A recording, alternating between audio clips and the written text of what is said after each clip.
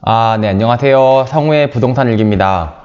오늘 조금, 좀 낯선 판결문이 하나가 나와가지고 제가 영상을 찍게 됐는데요. 계약 다음날 잔금 보내고 내 집 주장 법원 매도인 계약 해제권 인정이라고 돼 있어요. 이게 일반적으로 부동산 거래하다 보면 이제 이런 일들이 많이 있는데, 일반적으로 알고 있는 거랑 좀 달라요. 상식이랑 안 맞아가지고, 이게 뭐지? 싶어가지고 제가 말씀 안 드릴 수 없어서 켰는데, 보통, 이제 부동산 거래하다 보면은 보통 이제 계약금을 넣어요. 계약금을 넣고 계약금 예컨대 뭐 10억짜리 집을 사면서 보통 계약금 10%니까 1억짜리를 계약금으로 건단 말이죠. 그 다음에 중도금 있고 보통 잔금 있잖아요. 그러면 그 중도금 있는 경우에는 중도금 넣기 전까지, 또 잔금이 있는 경우에는 잔금을 매수인이 매도인한테 넣기 전까지 매도인은 계약금 배액을 상환하고 해지할 수 있고, 매수인은 계약금을 그냥 몰취당하고 포기하고 이 계약을 해지할 수 있다 라고 다들 알고 계세요. 그리고 사실 그렇게 법에도 되어 있고요, 민법에도 그렇게 되어 있거든요. 그게 이제 민법 해약금이라고 해가지고 민법상 조문이 있는데요. 뭐 어쨌든 짧게 찍어야 되는데 자꾸 이렇게 법을 말씀드리다 보면 좀 길어져서 조금 안타깝긴 한데, 그래도 근거를 되게 잘 말해줘서 좋다는 분들이 계셔가지고 민법 쳐보면 이게 우리나라 민법이고, 부동산 거래는 다 민법에 의해서 이렇게 하는 거예요. 여기 다 보면 나와 있거든요. 그리고 여기 보면 이렇게 딱 해서 보면은 이 본문을 보면 제일 편하게 볼 수 있다고 말씀드렸죠. 쭉 있어요. 뭐 가족법부터 뭐 설립 뭐 여러 가지 뭐 엄청나게 많은 조문들이 있는데, 이제 매매잖아요. 부동산 매매 관련해 가지고는 어딨나 보자고요. 임대차 있고, 교환 있고, 소비대차 있고, 블러블러 해가지고 도급 있고, 현상광고, 위임, 조합. 잠깐만. 매매가 앞에 있어요. 보면 매매 효력, 블러블러 이렇게 있다가 해약금이라고 있어요. 그러면 매매 당사자 일방이 계약 당시 금전기타 물건 계약금으로 보통 10억짜리면 1억을 걸잖아요. 이 말 하는 거예요. 교부하면은 다른 약정이 없으면 일방이 이행 착수할 때까지 이 교부자는 포기하고, 교부자는 받은 사람이죠. 받은 사람 매도인이 받았겠죠. 물건 파는 사람이 포기하고, 아니지, 수령자. 교부자는 1억 준 사람이니까 매수인이 1억을 줬으니까 교부한 사람은 이를 포기하고, 수령자는 받은 사람이니까 매수인이겠죠. 그 배액을 상환하여 매매계약 해지할 수 있다. 그래서 해약금 조항이 있어요. 이걸 근거로 해가지고 이제 우리들이 맨날 계약할 때 그 잔금, 계약금만 받은 상태에서는 해지할 수 있다, 그 얘기가 나오는 거예요. 그런데 여기 보면 뭐라고 돼 있어요? 일방의 이행을 착수할 때까지는 포기하고 배액 상환해서 해지할 수 있다고 했죠. 일방의 이행이 착수가 뭐냐면, 중도금 있을 때는 중도금 일부 지급하는 거고, 일부라도 중도금 예컨대 5억이면 뭐 5천만 원이라도 일부라도, 그리고 잔금, 중도금 없고 잔금만 치르는 뭐 전월세 계약 같은 경우는 보통 중도금이 없죠. 잔금만 치르거든요. 그럴 때는 잔금 예컨대 10억이다. 그럼 잔금에 예컨대 뭐 1억 또는 1천만 원, 이거를 일부라도 내면 일방이 이행에 착수한다 그래요. 이행에 착수라는 계약의 이행에 착수를 그렇게 해석을 하는 거예요. 중도금 또는 잔금을 일부를 넣는 거. 그러면 해약을 못하게 하는 거죠. 그래서 지금까지는 어떻게 알고 있냐면, 예컨대 10억짜리 집 살면서 1억짜리 계약금 넣고 막 집값이 올라. 그러면은 매도인 입장에서는 차라리 2억을 물어주더라도 해제를 하는 게 이득이잖아요. 그러니까 막 해제하려고 그러고, 매수인은 막 불안하단 말이에요. 그럼 매수인이 중도금이나 잔금을 미리 넣어버려요. 왜냐면 기한의 이익은 포기할 수 있다라고 돼 있어서. 기한의 이익 포기한다는 게 뭔 소리냐면, 화면 내 검색, 저도 몇 조인지 정확히 못 외워서요. 기한의 이익 한번 쳐볼까요? 안 나올 수, 여기 나오네요. 바로 153조. 같은 민법이죠? 기한은 채무자의 이익을 위한 것을 추정한다. 기한의 이익은 포기할 수 있다. 상대방의 이익을 해하지 못한다. 기한의 이익을 포기할 수 있고, 이익을 채무자의 이익을 위한 것을 추정하는 거니까, 기한의 이익이라는 게 뭐냐면, 채무자는 중도금을 예컨대 뭐 3개월 있다 줘야 돼. 그럼 3개월 동안의 기한이 있잖아요. 중도금을 지금 안 주고 3개월 동안 안 줄 수 있잖아요. 그게 기한의 이익이에요. 3개월이라는 기한의 이익, 이 3억을 갖고 있을 수 있는 이익, 이거를 포기할 수 있다는 거예요. 난 돈을 늦게 주는 건 안 되는데 먼저 줄 수 있다는 거죠. 근데 다만 먼저 줘도 상대방의 이익을 해하지 못한다 라고 되어 있죠. 돈을 먼저 받음으로써, 근데 돈을 먼저 받아서 내 이익이 해지는 경우는 없어요. 잘 없어요. 돈을 먼저 받으면 좋죠. 물론 은행처럼 돈을 빌려줬는데 막 미리 갚아. 미리 갚아. 그러니까 채무자가 돈이 생겼어. 그래서 은행한테 대출받은 걸 미리 갚아. 그러면 채무자는 기한의 돈을 예컨대 1년 동안 빌렸으면 1년 동안에 돈을 안 갚을 수 있는 기한의 이익이 있는데 1년 이익을 포기할 수 있다라고 돼 있으니까 그냥 6개월 만에 갚아버려. 그러면 은행 입장에서 돈 빌려주는 게 일종의 영업이거든요. 돈을 빌려줘야 걔네들은 먹고 살잖아요. 근데 그걸 미리 갚아버리면 걔네들은 말하자면 돈을 못 버는 거예요. 이런 경우는 이익을 해야지 못한다라고 해서 돈을 먼저 받는 게 오히려 불리해. 은행은 돈 빌려주고 먹고 사는 애들이니까. 이런 경우에는 이익을 해야지 못한다고 해서 중도대출, 그러니까 중도상환이라고 그러죠. 대출금 중도상환하면 그래도 중도상환 수수료 같은 거 발생하는 거예요. 이런 경우가 아닌 한 일반적으로 돈 먼저 받으면 기분 좋단 말이에요. 이득이란 말이에요. 그래서 기한의 이익은 포기할 수 있고 돈은 먼저 줄 수 있고, 예컨대 내일까지 주는 돈인데 오늘 줄 수도 있고, 내일 돼야 받을 수 있는 돈인데 오늘 받을 수도 있는 거예요. 그거는 뭐라고 할 수가 없어요. 이렇게 은행 같은 경우 아닌 경우에는 이게 여기 나오는 거예요. 채무자의 이익을 위한 걸 추정한다. 이해가 되시죠? 그러면 결국은 우리 일반적으로 보면은 매매 계약할 때 1억 내가 막 집값이 오르니까 안 되겠다. 나 그냥 내가 그냥 돈을 막 미리 넣는 거죠. 잔금을 미리 넣어가지고 해제권을 없애는 거예요. 왜 해제권을 없앨 수 있어요? 여기 나와 있잖아요. 아까 나와 있었잖아요. 해약금에 보면 이행에 착수할 때까지만 계약을 해제할 수 있으니까 착수를 미리 해버리는 거란 말이에요. 그렇게 다들 알고 있고 그게 판례가 되게 꽤 강한 판례가 있거든요. 그러니까는 미리 증거금 일부 넣으면 해제 못한다는. 근데 여기 뭐라고 그러냐면 수원지방법원 안양지원 민사 2단독 송중업 판사래요. 민사 2단독이면은 한 7, 8년 이상 대신 판사란 얘기예요. 경력이 10년 정도 됐을 수도 있어요.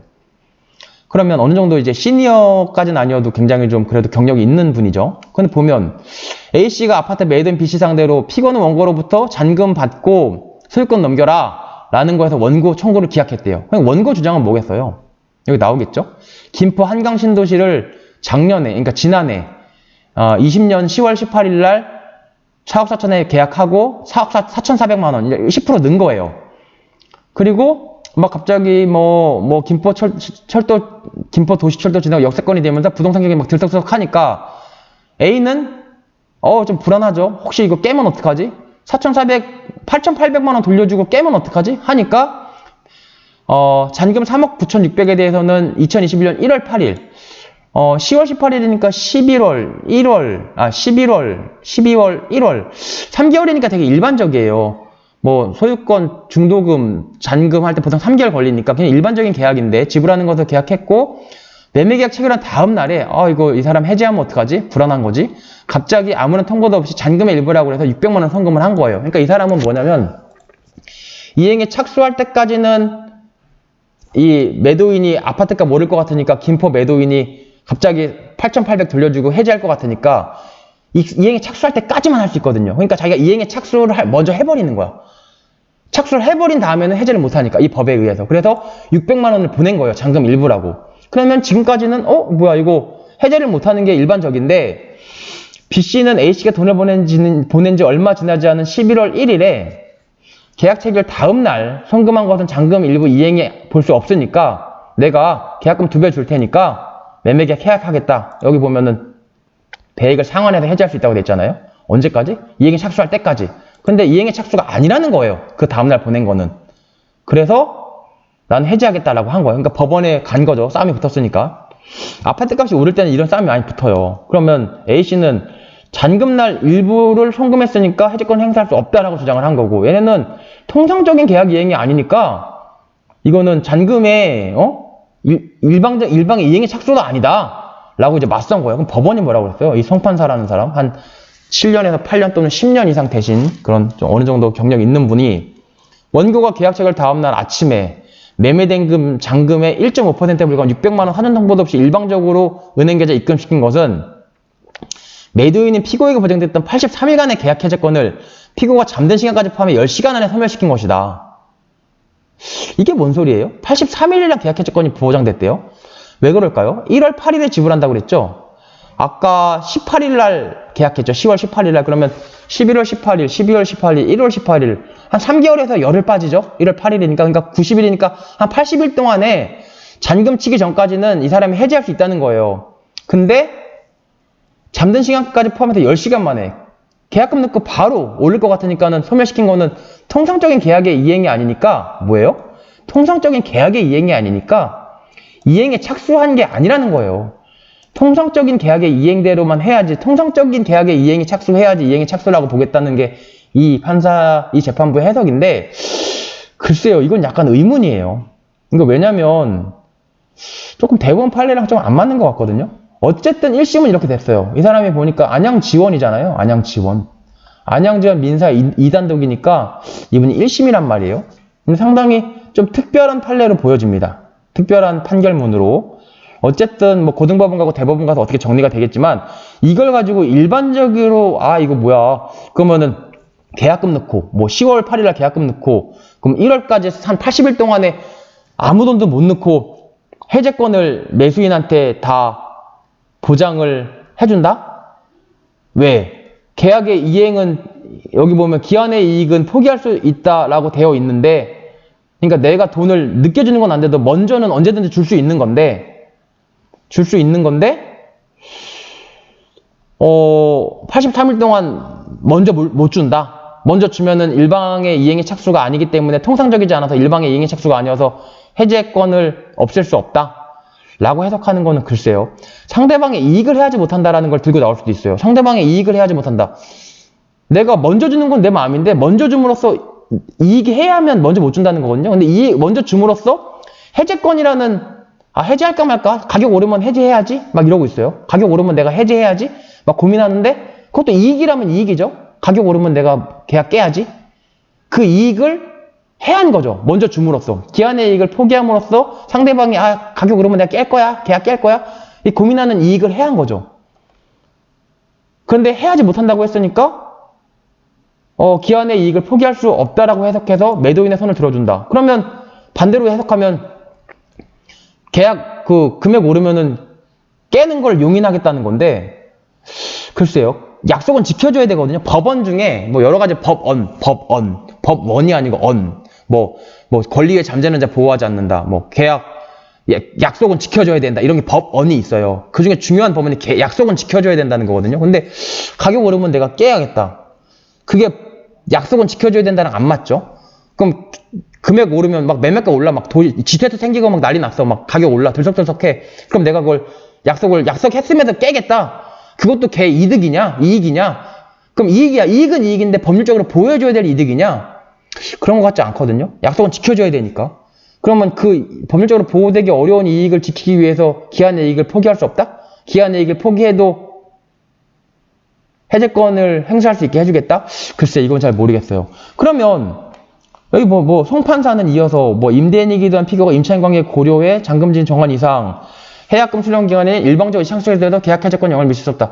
이거는 그냥 글쎄요, 약간 독자적 견해 같아요.